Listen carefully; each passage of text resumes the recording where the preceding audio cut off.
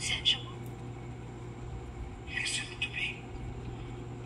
Totoo na ginahambal ko. Nung araw ng aksidente, galit siya sa akin. Dahil akala niya, ipakikilala na kita agad kay Shari. Sala pagit ni Mama? No! Ang Dugay na sinasabi day ko, sa labulag sayang. Si halos mama isang niga. taon na kami nagseparar. Na hindi mo alam. Eh. That's hard.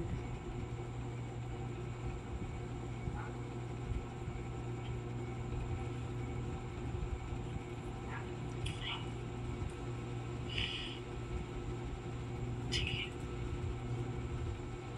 Hiwalay na pala kayo. Sige.